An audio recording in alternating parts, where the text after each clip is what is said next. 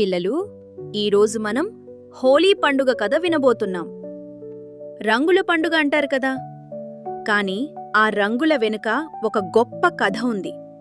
చాలా చాలా కాలం క్రితం అసురుల రాజు హిరణ్యకశిపుడు ఉండేవాడు.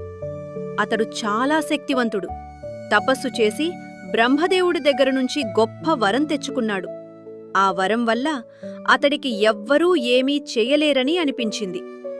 అలా అలా అతనిలో అహంకారం పెరిగింది. నేనే లోకాలలో గొప్పవాడిని అని అనుకున్నాడు. అందరూ తననే పూజించాలి అని చెప్పాడు. కాని అతనింట్లోనే ఒక చిన్న బాబు ఉన్నాడు. అతడే మన ప్రహ్లాదుడు. ప్రహ్లాదుడి తల్లి కాయధు.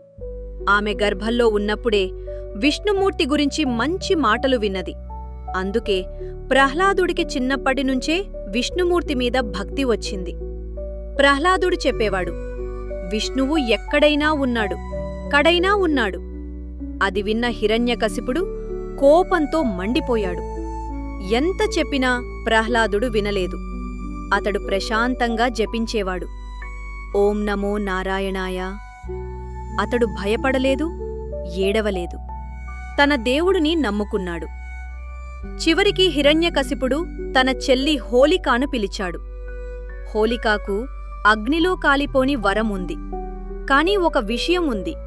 ఆ వరం మంచికి మాత్రమే పనిచేస్తుంది.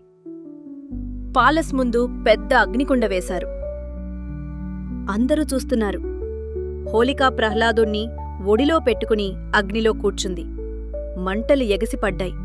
కానని ప్రహ్లాదుడు మాత్రం ప్రశాంతంగా జపించేవాడే. చివరికి ఏమైందో తెలుసా పిల్లలు? హోలిక కాలిపోయింది. ప్రహ్లాదుడు క్షేమంగా బయటపడ్డాడు. అందుకే ఆ రాత్రిని హోలికా దహనం అంటారు. అది ధర్మం గెలిచిన రోజు. మరుసటి ఉదయం వసంతతో మొదలైంది. చుట్టూ పూలి పూశాయి. ప్రకృతి కొత్తగా మారింది. పూర్వం కాలంలో రంగులు పూలతో పసుపుతో చేసేవారు. ఇంట్లో గుజియా లాంటి మిఠాయిలు చేసి పంచుకునేవారు. మరి ఇంకో చిన్న కథ ఉంది మన కృష్ణుడి గురించి. గోకులం కులంలో యశోదమ్మతో ఉన్న చిన్న కృష్ణుడు ఒకరోజు రాధను చూసి అడిగాడు, మనిద్దరం ఎందుకు వేరే రంగులో ఉన్నాం? యశోదమ్మ నవ్వుతూ, నచ్చితే నువ్వే రంగు వేయి అంది. అలా కృష్ణుడు రాధకు రంగు వేశాడు. రాధ కూడా అతనికి వేసింది. గ్రామమంతా నవ్వులతో నిండిపోయింది. అందుకే హోలీ రోజున మనం రంగులు చల్లుకుంటాం.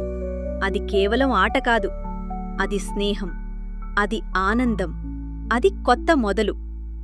హోలీ మనకు నేర్పేది ఏమిటంటే, మంచి ఎప్పుడూ గెలుస్తుంది, భక్తి ధైర్యమిస్తుంది, అహంకారం మంచిది కాదు, చీకటి తర్వాత వెలుగు వస్తుంది. అందుకే పిల్లలు, హోలీ రోజున మనం నవ్వుతూ ప్రేమతో అందరితో కలిసి ఉండాలి. ఇదే హోలీ కథ.